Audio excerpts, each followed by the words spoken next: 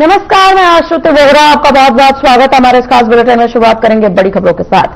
मुख्यमंत्री डॉक्टर मोहन यादव ने वीरबाल दिवस पर सिख गुरु श्री गोविंद सिंह जी के वीर साहिबजादों को श्रद्धांजलि अर्पित की है। उन्होंने कहा कि साहिबजादों का अमर बलिदान धर्म, सत्य और न्याय की रक्षा के लिए देशवासियों में राष्ट्रभक्ति की भावना को प्रबल करता रहेगा। उनका त्याग और शौर्य हमेशा प्रेरणा का स्रोत रहेगा।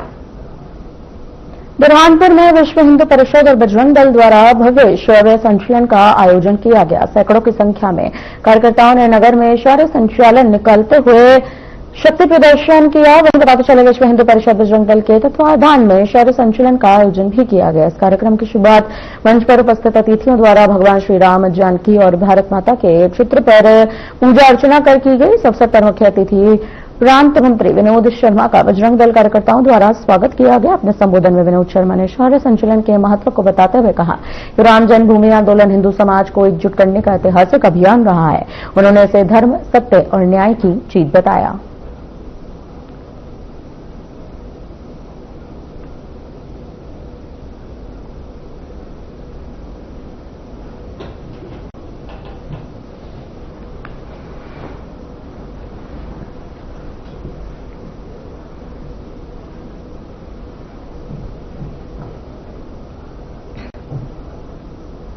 रायसेन जिले के सुल्तानगंज में स्कूल वैन भीषण सड़क हादसे का शिकार हो गई। बताते चले तेज रफ्तार पिकअप वाहन ने स्कूल वैन को बुरी तरह टक्कर मार दी, जिसमें एक शिक्षिका और 6 छात्र छात्राएं बुरी तरह घायल हो गए।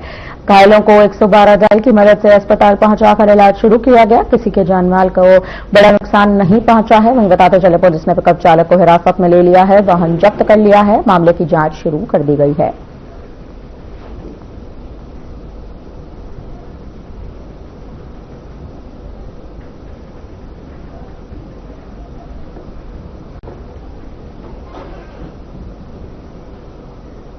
बुरहानपुर जिले के ग्राम पंचायत फोपनार में आदिवासी कोतवाल फेरिया के करीब 100 से 150 परिवार पिछले 50 वर्षों से मूलभूत सुविधाओं से वंचित हैं। ग्रामीणों ने सुविधाएं नहीं मिलने पर चुनाव बहिष्कार की चेतावनी दी है। जिले के ग्राम पंचायत फोपनार में मोहन नदी के तट पर बसा आदिवासी कोतवाल फलिया पिछले 40 से 50 वर्षों से आबाद है, लेकिन आज तक यहां मूलभूत सुविधाएं नहीं पहुंच पाई हैं। बताते चले फलिया में न तो पक्की सड़क है, न नालियां बनी है, न ही पानी निकासी की कोई व्यवस्था है। ग्रामीणों का आरोप है कि इतने वर्षों से केवल 5 आवास बने हैं, जबकि बाकी परिवार भी प्रधानमंत्री आवास योजना के लाभ से वंचित हैं। अधिकांश परिवारों के पास अपने मकानों के पट्टे तक नहीं है। ग्रामीणों का कहना है कि चुनाव के समय नेता वोट मांगने जरूर आते हैं, लेकिन चुनाव के बाद केवल आश्वासन ही मिलता है। जब ग्रामीण सरपंच, सचिव और प्रशासन के पास पहुंचे तो उन्हें यह कहकर लौटा दिया गया कि वे आबादी क्षेत्र में नहीं आते।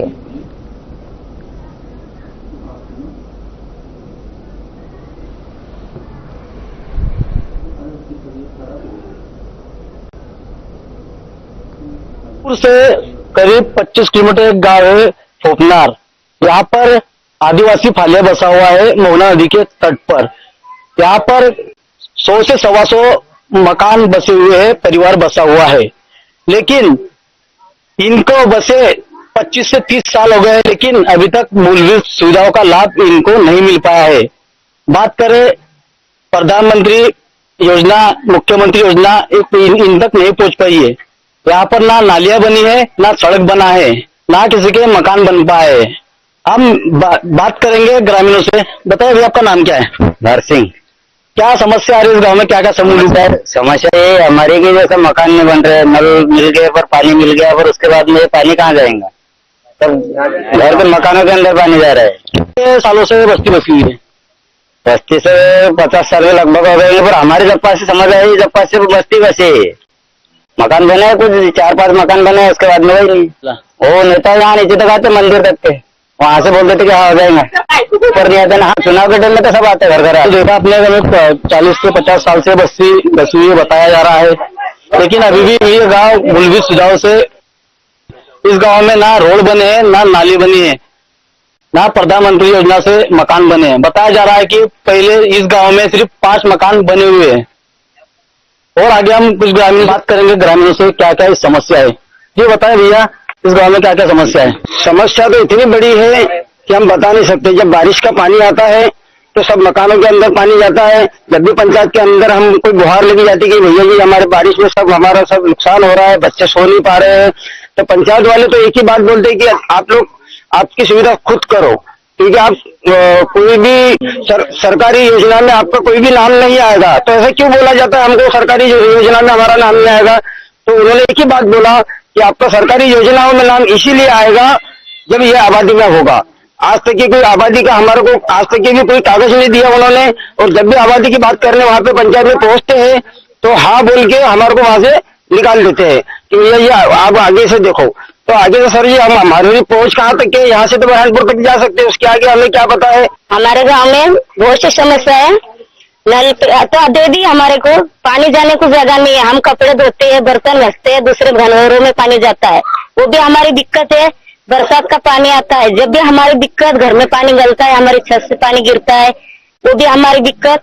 धुपकला लगा जब भी हमारी दिक्कत, क्योंकि नल का पानी भी नहीं जाने का जगह है, नाली नहीं है, रोड नहीं है, मकान नहीं है। यहाँ से हमारे को यही कहना है कि हमारे को तुमने नल का टैक्स तो ले रही है, तो मकान का टैक्स क्यों नहीं ले रहे?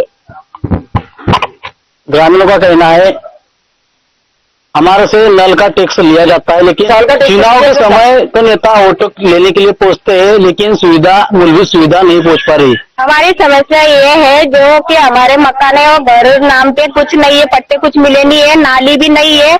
और ग्राम पंचायत में बोलने के लिए जाते हैं तो वो लोग बोलते हैं कि तुम्हारे आबादी में तुम नहीं है। चुनाव के टाइम पे आती है तो बोलते तुम्हारा काम अभी हो जाएगा, बोले तुम टेंशन मत लो। अभी मैं ये बोलती हूँ, हमारे वार्ड क्रमांक ये वाले बोल रहे कि अपन वोट नहीं देंगे, बोले जब तक अपना काम नहीं होगा, घर पट्टे नहीं बन रहे, फिर क्या करें हमको घर पट्टे चाहिए। और इनके द्वारा चुनाव बहिष्कार की बात कही गई है कि जब भी चुनाव आते हैं तो वोट लेने के लिए हाथ पे जोड़ के वोट लेने के लिए आते हैं, लेकिन चुनाव हो जाने के बाद में हमको कहा जाता है कि आप आबादी में नहीं हो। देखते हैं ये खबर को दिखाए जाने के बाद में शासन प्रशासन इस हालिया के ऊपर ध्यान देकर कब तक इनका निराकरण करता है। हर खबर मध्य प्रदेश के लिए कैमरा पर्सन हिमांगी के साथ मनोज गवांडे, बुरहानपुर।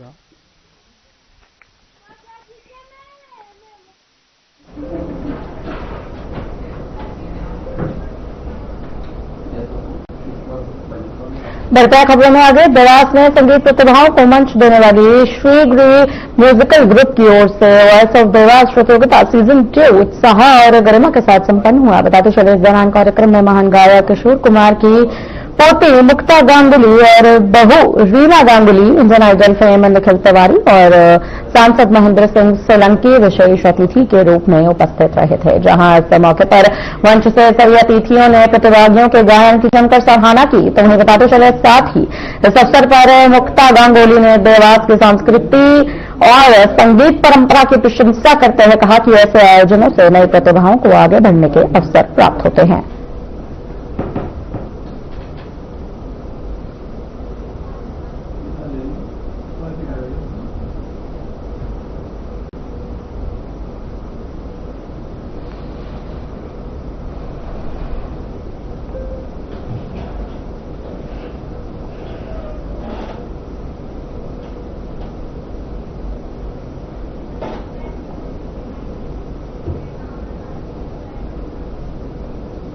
सबसे ज्यादा तकलीफ भी देता है क्योंकि सारी कंटेस्टेंट्स बहुत जबरदस्त हैं। अब उनमें किसी टीम को चुनना आई एम श्योर बड़ी तकलीफ हुई क्योंकि सबने बहुत अच्छा गाया, सबका बड़ा अच्छा परफॉर्मेंस था, सॉन्ग सिलेक्शन बहुत अच्छे। बट क्या होता है कि कंपटीशन में विनर को भी ढूंढना पड़ता है, तो ये सिर्फ एक प्रोसेस है। लेकिन यहाँ पे मैं मुझे बड़ा अद्भुत फीलिंग है कि इतना अच्छा टैलेंट आजकल आ रहा है, इतना लोग सीख रहे हैं, म्यूजिक को इतनी तवज्जो दे रहे हैं।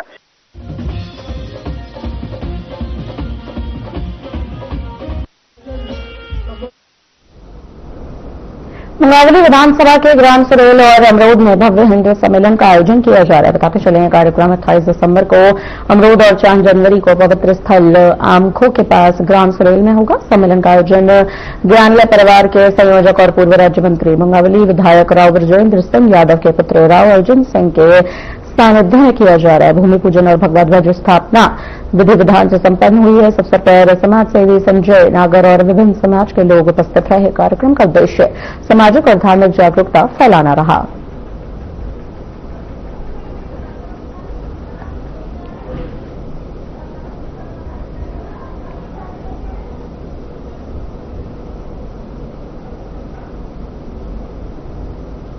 हेलो भाई साहब, बार बार फोन काटता हूँ तो कोई बात होगी ना? क्या बीमारी है?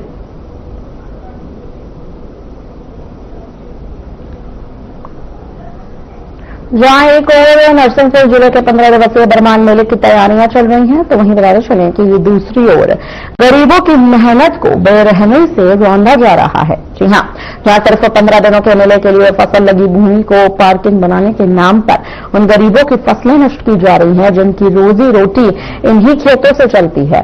जी हां, ये पूरा मामला जिला पंचायत के आदेश से जुड़ा है, जो आज गरीबों के लिए काल बनकर सामने आए हैं।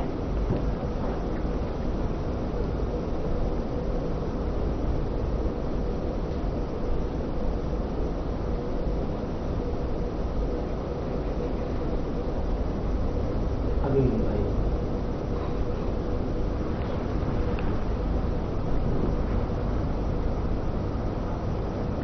सहारनपुर में विभिन्न मुद्दों को लेकर हिंदू उत्सव समिति ने तहसीलदार आकाश शर्मा को ज्ञापन सौंप दिया है, जिसमें नगर के पुराने दशहरा मैदान भूमि और चिंतामणेश्वर महादेव मंदिर की जमीन पर हो रहे अवैध अतिक्रमण और अवैध कब्जे पर कार्रवाई की मांग की गई। साथ ही समिति के पदाधिकारियों और सदस्यों ने तहसीलदार का ध्यान विभिन्न गंभीर मुद्दों की तरफ आकर्षित कर उचित कार्रवाई की कड़ी मांग की।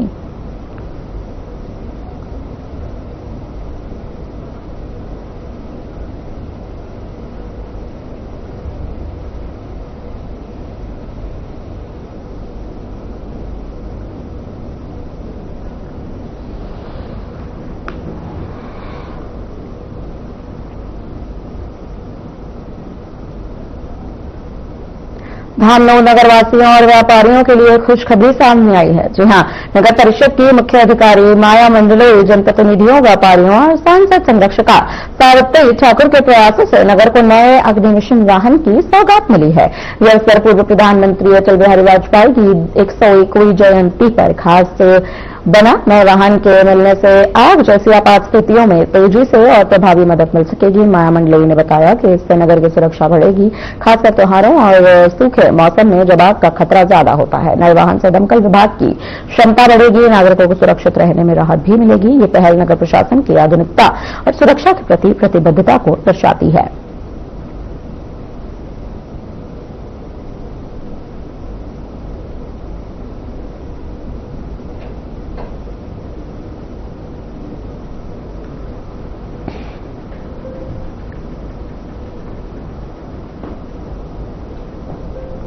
फिलहाल आप रुकते हैं एक छोटे से ब्रेक के लिए। ब्रेक के उस पार बड़ी खबरों के साथ वापस लौटेंगे।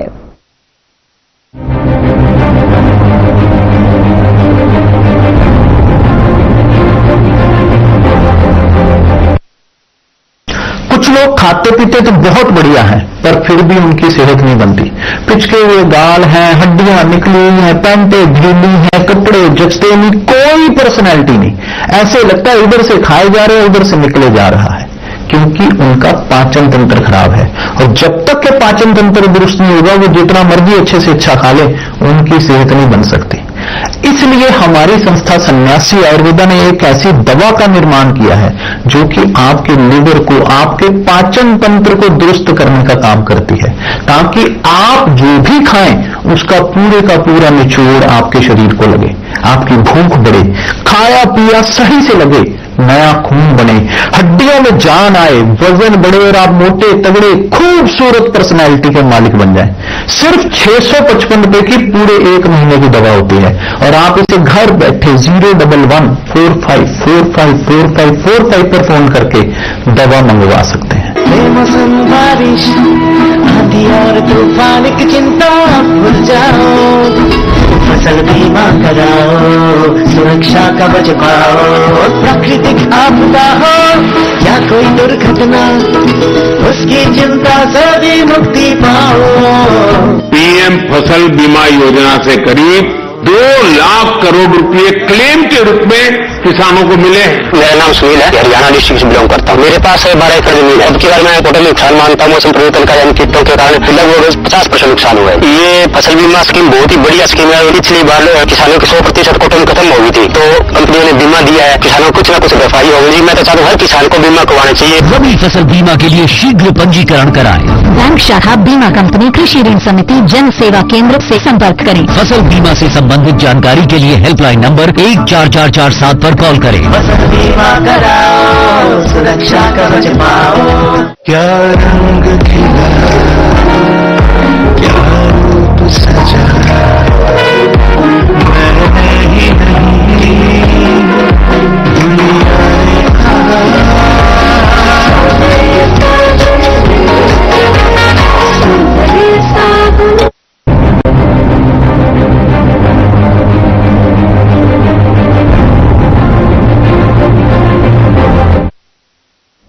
ब्रेक के बाद एक बार फिर आपका स्वागत है। बढ़ते हैं खबरों में आगे। बुरहानपुर में मंगलवार को अमरावती रोड स्थित सांसद पहुंचे। जी हां, आपको बता दें, बुरहानपुर में मंगलवार को अमरावती रोड से सांसद कार्यालय पर जिला विकास और सलाहकार समिति के सदस्यों का खंडवा लोकसभा सांसद ज्ञानेश्वर पाटिल और नेपाल नगर विधायक मंजू दादू ने स्वागत किया। इसके बाद सांसद पाटिल सभी सदस्यों के साथ जिला अस्पताल पहुंचे। वहां उपलब्ध स्वास्थ्य व्यवस्थाओं का कड़ा निरीक्षण करते भी नजर आए। उन्होंने भी कहा कि अस्पताल की सुविधाओं को और बेहतर बनाने के लिए समिति के सुझाव महत्वपूर्ण होंगे।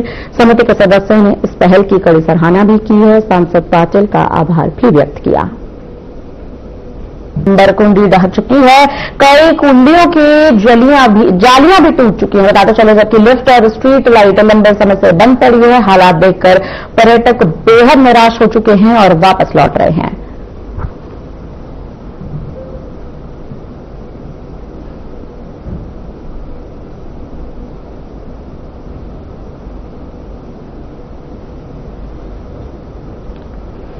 आपको बताते चले कि दही कुंडियां, लाइट और लिफ्ट भी बंद पड़ी है। इतनी बदहाली है कि पर्यटक बेहद निराश हो चुके हैं, निराश होकर वापस लौट रहे हैं।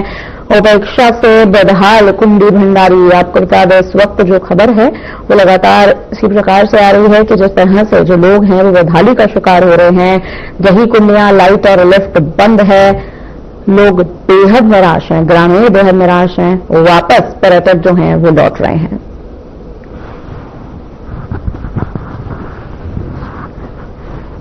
बुरहानपुर शहर के उपनगर लालबाग में हम मौजूद है कुंडी भंडारा पर। शासन प्रशासन की अनदेखी के चलते यह कुंडियां क्षतिग्रस्त हो रही है। अभी हम मौजूद है कुंडी नंबर 35 पर। यह कुंडी भंडारा मुगल शासन द्वारा बनाया गया था। इसका शुद्ध पेयजल बुरहानपुर शहर को पहुंचता था, लेकिन अभी शासन प्रशासन की अनदेखी के चलते यह क्षतिग्रस्त हो चुका है। इसके पूर्व में भी 34 नंबर कुंडी क्षतिग्रस्त हो चुकी थी। अब देखना है ये खबर दिखाए जाने के बाद में शासन प्रशासन कब जागता है तो इस कुंडियों को पुनः बनाया जाता है। जी हमारे साथ में मौजूद है यहाँ के स्थायी लोग। जी बताया जाता है कुंडी भंडारा पर आकर कुछ कुंडियां क्षतिग्रस्त हो गई है, जिसके लिए पर्यटकों को भी परेशानी आ रही है। कुंडियां बसने से क्या हो रहा है कि पर्यटक जो आ रहे बेचारे निराश होकर लौट रहे, तो उनको देखने को नहीं मिल रहा है। इतनी पुरानी जल प्रणाली किस प्रकार से साइपन के हिसाब से बनाई थी, बिना बिजली के पानी सप्लाई कैसे होता है, ये उसका सिद्धांत था। लेकिन आज वो देखने से वंचित हो रहे बेचारे लोग। और दूसरी बात, जो सवेरे राहगीर या घूमने वाले जाते हैं बेचारे, बीमार लोग हैं, दूसरी महिलाएं, जेंट्स है, बच्चे है, तो उनको इतना गंदगी का सामना कभी कभी गंदगी रास्ते पे कर देते हैं, या रास्ते भर में कोई एक चौकीदार रखे और जो बसी हुई कुंडी है वो तो बनेगी, लेकिन जो जालियां भी कुछ लोग चोर के टाइप के लोग वो भी गायब कर देते हैं। और रात में मालूम नहीं पड़ता तो स्ट्रीट लाइट भी चालू करे, तो उसके खेत वाला बेचारा अपनी देखभाल कर लेगा, अपने खेतों में लगी हुई कुंडी होगी, तो इस प्रकार से सफाई भी रहेगी और सुरक्षा भी हो जाएगी। वहाँ का मामला तो केवल शासन प्रशासन का है, आम आदमी तो उसमें कोई कुछ कर नहीं सकता। बल्कि अगर कुंडिया चालू होती है तो शासन को राजस्व की प्राप्ति भी होगी। 120 रुपए या 105 रुपए टिकट से 50 लोग आते हैं रोज देखने के लिए, तो उससे पैसा भी प्राप्त होगा उनको। मतलब शासन को कहीं भी घाटा नहीं होगा। तो पर्यटक निराश होकर लौट रहे हैं, तो पर्यटक निराश होकर लौटते हैं तो आकर बोलते हैं वो, तो भैया हमको तो उतरने को मिला नहीं। अब वो मतलब आपका दुर्भाग्य है, क्योंकि जब लिफ्ट चालू कानपुर मध्य प्रदेश मंत्रिपरिषद ने प्रधानमंत्री फसल बीमा योजना के लिए weather information network and data system बनाने की मंजूरी दे दी है। इसका फायदा खासकर वानिकी और केला उगाने वाले किसानों को होगा।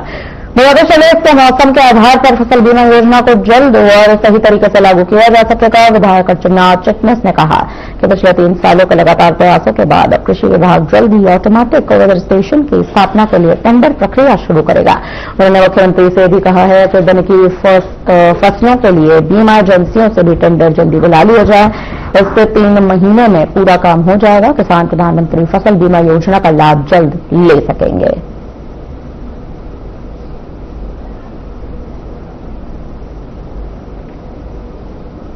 उद्यानिकी की फसलों का बीमा नहीं कर सकती। और विगत दिनों और मध्य प्रदेश में 50,000 से अधिक क्षेत्र में केले की फसल होती है और इस दिशा में ये एक ऐसा फैसला है जिसको आश्वस्त करते हुए पिछले दिनों में जो किसानों ने इसको लेकर नाराजगी थी, आक्रोशित था, तो मैंने माननीय मुख्यमंत्री जी से अपने किसान भाइयों की बात भी कराई थी और तभी उन्होंने कहा था कि हम इसको पकड़ के प्रायोरिटी में लेकर इस काम को पूरा करेंगे। मुख्यमंत्री जी ने जैसा कहा वैसा किया, अपने आश्वासन को उन्होंने पूरा किया। अब आगे की प्रक्रिया, बिना प्रक्रिया के कोई ये तो एक प्रशासन का जो सिस्टम है, जो प्रक्रिया है, जो नियम है, उनको पूर्ण करे बिना ये काम आगे बढ़ाया नहीं जा सकता। अब सारी कैबिनेट के स्तर से विषय पूरा हुआ है। जल्दी दोनों टेंडर साथ करके साइमल्टेनियसली कर किसानों को आने वाले कुछ ही महीनों में इसका लाभ मिले, इसको सुनिश्चित करने के लिए मैं भी अभी भी लगातार फॉलो करूंगी। इस खबर को आपके माध्यम से जन जन तक पहुंचाने का प्रयास किया। आप सबकी उपस्थिति के लिए मैं आपका आभार मानती हूं। और मध्य प्रदेश के 25 लाख हेक्टेयर की क्षेत्र में जो उद्यानिकी की फसलें लेने वाले हमारे किसान भाई हैं, उनकी ओर से मुख्यमंत्री डॉक्टर मोहन यादव जी और उनकी संपूर्ण कैबिनेट का, कृषि मंत्री जी का, हॉर्टिकल्चर मंत्री जी का सबका मैं आभार मानती हूं कि प्रधानमंत्री जी की योजना जो यहाँ पे लागू होना चाहिए थी, जिसके लिए हम सब आतुर थे, आकुल थे, व्याकुल थे, उस परिस्थिति में हमने एक बड़ा कदम, एक मेजर स्टेप फॉरवर्ड अपने लिया है। धन्यवाद। ऐसा बोलो, ऐसा भैया, जिधर से बोलो भैया।